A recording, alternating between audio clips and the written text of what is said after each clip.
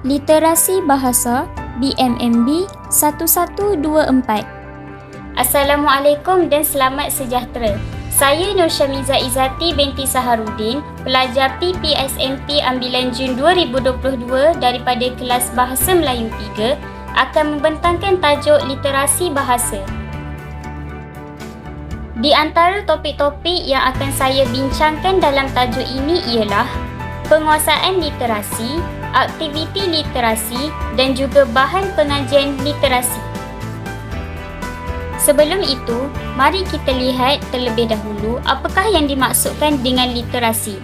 Literasi dalam bahasa Melayu disebut sebagai kenal huruf atau celik huruf yang bermaksud keupayaan membaca dan menulis atau keupayaan menggunakan bahasa untuk semua kemahiran iaitu membaca, menulis, mendengar dan bertutur. Menurut tokoh Mahzan 2008, beliau menyatakan bahawa istilah literasi ini diambil daripada perkataan bahasa Inggeris iaitu literasi yang memberi maksud kenal huruf dan daripada perkataan bahasa Arab yang dikenali sebagai ta'aruf. Dalam konteks yang lebih tepat, literasi boleh diertikan sebagai kemampuan untuk membaca dan menulis pada tahap yang memadai untuk berkomunikasi atau tahap yang membolehkan seseorang memahami serta meluahkan pandangan dalam masyarakat celik huruf dan seterusnya bergaul dengan manusia antara satu sama lain. Literasi bahasa terbahagi kepada dua iaitu literasi membaca dan literasi menulis. Baik, apakah itu literasi membaca? Literasi membaca menurut Mariani 2017 merupakan kegiatan atau proses dalam menemukan informasi-informasi dalam sesebuah penulisan untuk memperoleh pengetahuan. Membaca adalah proses melihat dan memahami isi dari sebuah teks yang dibaca. Dengan membaca, seseorang individu dapat mentafsir tanda-tanda atau lambang dalam bahasa yang difahami oleh pembaca itu sendiri. Oleh itu, secara keseluruhannya, boleh dikatakan bahawa literasi membaca merujuk kepada kegiatan yang dilakukan oleh pembaca untuk memahami isi atau makna dari teks yang dibaca, kemudian dicerna mengikut kefahaman sendiri menggunakan bahasa yang mudah difahami. Apakah pula literasi menulis? Menulis didefinisikan sebagai proses penghasilan simbol-simbol grafik yang disusun berdasarkan pertuturan yang membentuk perkataan dan seterusnya disusun menjadi ayat. Ayat yang disusun ada kalanya panjang dan ada kalanya pendek berdasarkan beberapa urutan bermakna yang membentuk teks, nota, draft dan bahan bercetak. Menurut Kamarudin Hussein 1999, beliau mentakrifkan penulisan sebagai pelahiran perasaan, fikiran dan idea dalam bentuk grafik. Bentuk-bentuk grafik itu disusun hingga melambangkan bunyi bahasa yang dapat dibaca dan difahami maksudnya. Justeru, secara amnya, literasi menulis adalah satu kegiatan penghasilan simbol-simbol grafik yang disusun atur menjadi perkataan-perkataan yang seterusnya membentuk ayat-ayat yang bermakna atau dalam konteks yang lebih luas, literasi menulis ini boleh dimaksudkan sebagai penghasilan wacana yang mempunyai erti dan bermaklumat. Kemahiran menulis merupakan satu kemahiran yang paling tinggi dan penting berbanding kemahiran-kemahiran bahasa lain untuk dikuasai oleh murid-murid, bukan sahaja dalam pembelajaran bahasa tetapi juga untuk beberapa mata pelajaran lain. Maka, dalam pembentangan literasi bahasa ini, saya akan memfokuskan dan memberi penerangan yang lebih lanjut mengenai penguasaan literasi membaca. Terdapat 3 peringkat yang perlu dikuasai dalam literasi membaca ini, iaitu peringkat prabacaan, peringkat bacaan mekanis dan juga peringkat bacaan mentalis. Saya memilih peringkat prabacaan dan peringkat bacaan mekanis untuk diperincikan tentang aktiviti dan kaedah pengajaran yang boleh dilakukan oleh guru terhadap murid-murid semasa pembelajaran di dalam kelas. Apakah itu peringkat prabacaan? Peringkat prabacaan ialah tahap penyediaan murid-murid untuk membaca di mana guru perlu menyediakan pengalaman bahasa iaitu mengenal dan mengecam huruf. Murid-murid perlu didedahkan dengan aktiviti yang boleh mendorong mereka untuk mempertingkatkan ketajaman penglihatan dan pendengaran. Kemahiran ini diperlukan bagi membentuk kelaziman membaca seperti membaca dari kiri ke kanan dan dari atas ke bawah. Dalam peringkat prabacaan ini juga, terdapat 3 kaedah yang boleh diguna pakai. Yang pertama ialah bacaan intensif, iaitu bacaan yang pada asasnya adalah bertujuan untuk memperkembangkan kebolehan dalam meneliti, memahami dan mentafsir apa sahaja yang dibaca dengan tepat. Latihan bacaan intensif biasanya memerlukan bimbingan dan bantuan penuh daripada guru, terutama dalam menghadapi serta menyelesaikan masalah yang dihadapi oleh murid-murid. Yang kedua pula ialah kaedah abjad, iaitu murid-murid dikehendaki mengenal bentuk-bentuk huruf mengikut susunannya. Murid-murid diajar mengeja perkataan dengan menyebut nama huruf-huruf yang terkandung dalam satu perkataan. Mengikut kaedah ini, murid-murid diajarkan kesemua 26 abjad bermula dari A hingga Z. Manakala yang ketiga ialah kaedah suku kata di mana murid-murid perlu mengeja suku kata perkataan bermakna. Bermula dengan 2 suku kata, kemudian dikembangkan menjadi 3 suku kata dan akhir sekali menjadi 4 suku kata. Terdapat 3 jenis aktiviti literasi yang boleh dilakukan dalam peringkat prabacaan, iaitu aktiviti pengamatan penglihatan, aktiviti pengamatan pendengaran dan juga aktiviti pergerakan jari, tangan serta mata. Pada peringkat prabacaan ini, saya akan memperincikan 2 aktiviti literasi, iaitu pengamatan penglihatan dan pengamatan pendengaran. Pengamatan penglihatan. Pengamatan penglihatan dilakukan bagi melatih keupayaan mata. Ianya adalah untuk memastikan murid-murid mampu untuk mengecam, membeza dan membandingkan bentuk-bentuk gambar, benda-benda wujud dan sebagainya mengikut jenis, warna, saiz serta banyak lagi. Pengamatan penglihatan merupakan asas yang sangat penting untuk dikuasai oleh murid-murid sebelum mereka diperkenalkan dengan huruf. Contoh aktiviti yang boleh dilakukan dalam pengamatan penglihatan ini adalah memadankan objek mengikut jenis dan kumpulan. Namun, apakah bahan pengajaran yang paling sesuai digunakan bagi aktiviti pengamatan penglihatan dalam peringkat prabacaan ini? Jawapannya ialah bahan grafik. Bahan grafik merupakan satu istilah umum yang merujuk kepada semua jenis unsur visual yang menyokong teks untuk menjadikan sesuatu mesej bercetak itu lebih jelas dan menarik. Bahan grafik pula terbahagi kepada 3, iaitu reka bentuk, grafik seni dan grafik maklumat. Reka bentuk adalah susunan rekaan yang merangkumi keseluruhan buku. Ia berdasarkan susunan asas dalam rekaan seperti prinsip rekaan, warna atau akas bagi menjadikan sesuatu rekaan bahan terbitan itu menarik. Grafik seni pula merupakan ilustrasi gambar, foto serta lukisan yang digunakan untuk menyalurkan maklumat dan kesan emosi melalui imej dan bukannya menerusi kata-kata. Manakala grafik maklumat merujuk kepada carta, jadual, peta dan rajah yang digunakan untuk menyalurkan maklumat secara visual. Bukan itu sahaja, bahan grafik ini juga boleh dipecahkan kepada 2 jenis, iaitu jenis bergambar termasuk lukisan, kartun, gambar dan poster serta bahan grafik jenis tidak bergambar seperti graf, jadual dan carta. Sekarang, mari kita lihat bagaimanakah aktiviti pengamatan penglihatan, iaitu pemadanan objek dan kaedah pengajaran menggunakan bahan grafik boleh dikaitkan. Caranya adalah, murid boleh memadankan gambar mengikut kumpulan berdasarkan maklumat yang diberi.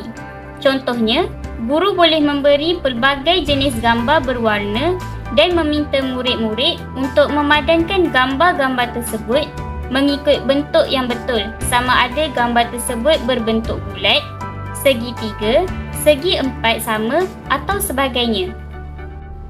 Seterusnya, kita pergi pula kepada aktiviti literasi pengamatan pendengaran dalam peringkat perabacaan ini.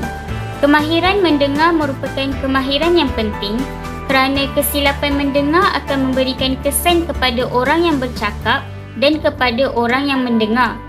Kecacatan dalam pengamatan pendengaran menimbulkan kesukaran dalam pembelajaran membaca. Aktiviti pengamatan pendengaran dapat membantu murid fokus kepada pelajaran dan sebarang pekerjaan yang dilakukan.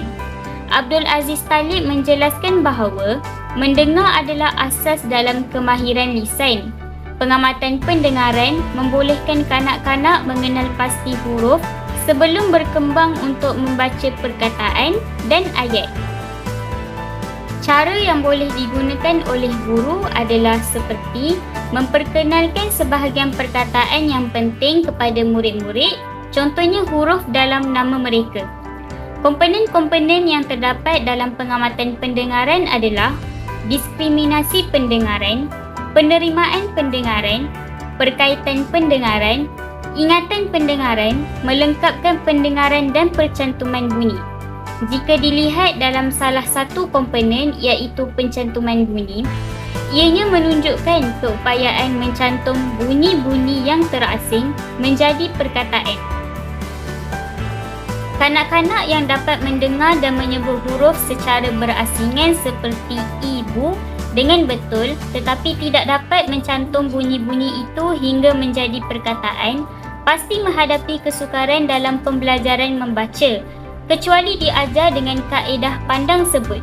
Contoh aktiviti yang boleh dilakukan adalah seperti membunyikan bunyi-bunyi haiwan.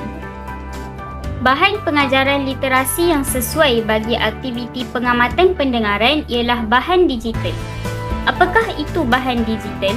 Bahan digital merangkumi sebarang penggunaan medium teknologi sebagai satu proses pengaliran, penyebaran dan pemprosesan maklumat menggunakan perantaraan teknologi. Dalam penggunaan bahan digital ini, teknologi maklumat tidak terhad kepada internet dan komputer sahaja, tetapi ia melibatkan televisyen, telefon pintar dan tablet dalam menyampaikan maklumat kepada penerima, terutamanya murid-murid. Antara contoh bahan digital termasuklah akhbar, majalah elektronik, laman sesawang, buku elektronik, e-pembelajaran dan persekitaran pembelajaran secara maya. Bagaimanakah pula aktiviti pengamatan pendengaran dalam peringkat perabacaan ini dijalankan menggunakan bahan digital? Caranya adalah guru boleh menggunakan audio daripada sesebuah video untuk membunyikan bunyi-bunyi haiwan kepada murid-murid. Ini termasuk dalam penggunaan bahan digital dalam persekitaran pembelajaran secara maya. Setelah murid-murid mendengar audio yang dipasang, murid-murid boleh membaca dan mengenal pasti bunyi yang didengar dalam bahan bacaan mereka. Dengan cara ini, murid-murid boleh mengenal pasti serta membezakan pelbagai bunyi haiwan yang diperdengarkan dan sekaligus mampu menghubungkan bentuk huruf dan bunyi. Secara keseluruhannya, kesemua aktiviti yang dilakukan dalam peringkat perabacaan ini mempunyai objektif-objektif tersendiri yang ingin dicapai. Antaranya adalah untuk membantu murid-murid menguasai kemahiran melihat, iaitu mengenal pasti bentuk-bentuk yang sama dan berbeza. Selain itu, memastikan kanak-kanak menguasai kemahiran mendengar, iaitu mengenal pasti bunyi-bunyi yang sama dan bunyi-bunyi yang berbeza. Iaitu termasuklah untuk membantu murid-murid supaya dapat mencapai kemahiran untuk menghubungkan bentuk huruf dan bunyi. Di samping itu, objektif lain adalah bertujuan membolehkan murid-murid untuk menyebut suku kata tertutup dan terbuka. Manakala objektif yang terakhir adalah memahirkan murid-murid untuk mencerahkinkan bentuk kata kepada suku kata dan seterusnya huruf dan bunyi. Seterusnya, kita masuk pula kepada peringkat kedua dalam literasi membaca, iaitu peringkat bacaan mekanis. Bacaan mekanis bermaksud membaca bersuara atau dikenali sebagai satu aktiviti membaca yang disuarakan dengan jelas untuk menangkap dan memahamkan informasi, fikiran dan perasaan seseorang pengarang. Bacaan mekanis ini merupakan bacaan bersuara yang menyuarakan tulisan dengan sebutan yang jelas dan intonasi serta irama mengikut gaya membaca yang betul dengan menggerakkan alat-alat pertuturan. Seseorang yang membaca perlulah mempunyai kemampuan untuk memaknakan apa sahaja yang tersirat dalam bahan-bahan yang dibaca. Hal ini kerana bacaan mekanis sebenarnya adalah keterampilan yang serba rumit dan kompleks. Ia menuntut pengertian terhadap aksara di atas halaman kertas serta memproduksi suara yang tepat dan bermakna. Dalam pengajaran dan pembelajaran bahasa, bacaan mekanis yang digunakan lebih tertumpu kepada usaha menganalisis pengucapan daripada pemahaman. Membaca secara mekanis digunakan untuk latihan teknik supaya murid-murid dapat membunyikan bunyi-bunyi sebutan dengan gaya, intonasi, rentak dan irama yang sempurna. Apakah aktiviti-aktiviti yang boleh dilakukan dalam peringkat bacaan mekanis ini? Jadi, antara cadangan aktiviti bacaan mekanis adalah sebagai langkah pertama, guru boleh memberikan apa-apa petikan dalam satu masa khas untuk bacaan yang sesuai dengan kebolehan dan umur murid-murid. Kemudian, guru akan bersoal jawab dan membantu murid-murid dengan perkataan-perkataan dan rangkai kata yang susah sama ada dari segi sebutan atau makna perkataan-perkataan itu. Seterusnya, guru boleh membaca sebarang bahan bacaan sebagai contoh dan murid-murid menyemak bacaan guru tersebut. Selain daripada murid mendengar dan hanya menyemak bacaan guru, murid-murid juga boleh mengikut bacaan yang didengar. Aktiviti ini dapat dilakukan secara beramai-ramai di dalam kelas ataupun secara berkumpulan. Setelah selesai membaca bersama-sama, guru boleh membimbing murid-murid secara individu dengan bergilir-gilir pula. Akhir sekali adalah guru berbincang dan bersoal jawab dengan murid-murid mengenai isu bacaan untuk menguji kefahaman mereka. Aktiviti ini boleh dilakukan secara lisan dan juga bertulis. Jika dilihat dengan teliti, kesemua aktiviti dalam peringkat bacaan mekanis boleh diletakkan di bawah pengamatan penglihatan dan pengamatan pendengaran. Bahan pengajaran literasi yang sesuai bagi peringkat bacaan mekanis ialah bahan autentik.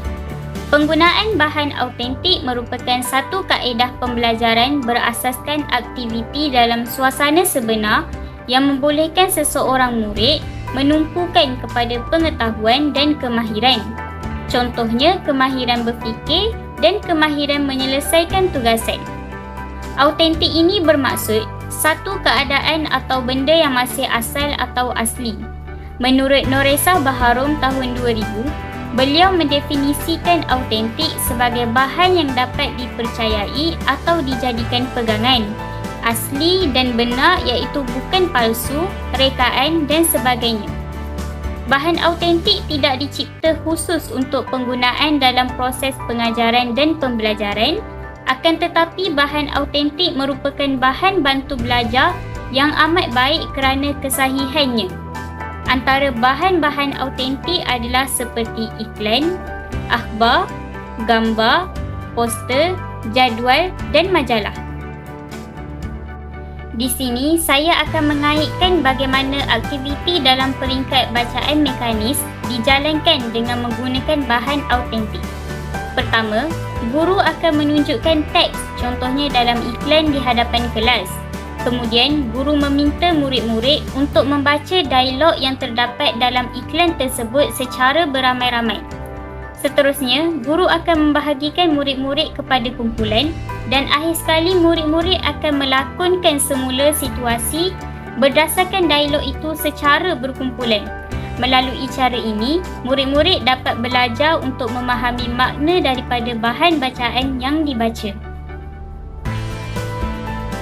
Akhir sekali, kita akan melihat apakah kelebihan penggunaan bahan literasi yang dipilih dalam setiap aktiviti yang dijalankan. Yang pertama, bahan grafik. Bahan grafik dapat mendatangkan impak yang positif dalam pembelajaran kerana ianya mampu memberikan kefahaman lebih jelas kepada murid-murid. Pengajaran dan pembelajaran akan menjadi lebih lancar dan mudah untuk diingati. Walaupun menghadapi halangan komunikasi yang berbeza, bahan grafik yang berkesan dapat mendorong interaksi yang aktif di dalam bilik darjah dan mewujudkan suatu pembelajaran yang menyeronokkan. Tambahan, menurut Wittich dan Schuler tahun 1978, beliau mengatakan bahawa grafik terdiri daripada visual yang meringkaskan penerangan dan penilaian tertentu menerusi gabungan penggunaan lukisan, perkataan lambang serta gambar-gambar. Oleh itu, penggunaan bahan grafik ini sangat bagus kerana kebiasaannya murid-murid, terutama pada peringkat rendah, lebih tertarik kepada bahan bantu mengajar yang mudah dan ringkas. Seterusnya, bahan digital iaitu audio seperti mana yang saya ceritakan sebentar tadi. Penggunaan audio adalah satu kaedah penyampaian pengajaran serta pembelajaran yang mudah dan berkesan. Hal ini kerana bahan untuk peralatan audio mudah diperoleh dan dihasilkan serta mudah untuk digunakan oleh guru atau murid-murid. Bahan audio ini juga boleh memberi gambaran visual dengan lebih berkesan berbanding dengan pembacaan sahaja. Ia adalah mudah alih iaitu dapat digunakan di mana-mana sahaja. Selain daripada itu, kelebihan menggunakan bahan digital dalam proses pengajaran dan pembelajaran tidak lain dan tidak bukan dapat menarik perhatian murid untuk fokus sepanjang kelas berlangsung. Hal ini disebabkan oleh aplikasi yang digunakan seperti Microsoft PowerPoint, Video Flash dan lain-lain yang memaparkan imej serta visual yang sangat menarik dan berwarna-warni. Kesan audio dan imej suara yang menarik juga mampu mengelakkan murid-murid daripada mudah berasa jemu atau bosan semasa menjalani proses pembelajaran kerana mereka tertarik dengan gaya persembahan yang ditunjukkan melalui bahan digital. Hasil pengaplikasian bahan digital turut merangsang daya kefahaman dan ingatan murid-murid dengan lebih mudah kerana mereka akan lebih fokus dan cenderung dengan persembahan grafik yang ditayangkan. Akhir sekali, bahan autentik. Kelebihan bahan autentik adalah dapat menarik perhatian murid-murid terhadap pengajaran dan pembelajaran. Hal ini kerana bahan autentik boleh mengukuhkan sesuatu konsep yang dipelajari. Ianya dapat menunjukkan peringkat atau proses sesuatu pembelajaran yang lebih jelas dan secara tidak langsung menghasilkan pembelajaran yang lebih konkret. Keadaan ini mampu memberikan pengalaman sebenar belajar kepada murid-murid. Kaedah pengajaran menggunakan bahan autentik ini memberi peluang kepada murid-murid untuk memeriksa dan mengkaji tugasan dalam jangka masa tertentu seperti dalam tempoh 1 hari, berminggu dan berbulan atau bukan dalam sebarang tempoh masa tertentu seperti beberapa minit atau jam. Murid-murid boleh meneliti dan memahami tugasan mereka daripada pelbagai perspektif dengan menggunakan pelbagai sumber. Bukan itu sahaja, murid-murid turut berpeluang untuk berkolaborasi dengan pihak lain sewaktu menjalankan pembelajaran secara autentik. Kesimpulannya, penguasaan literasi membaca dan menulis boleh diperoleh melalui pelbagai pengalaman pembelajaran yang melibatkan murid secara aktif dalam aktiviti yang menyeronokkan seperti bercerita, berbual, bersoal jawab, menyanyi, berlakon, berpuisi dan banyak lagi.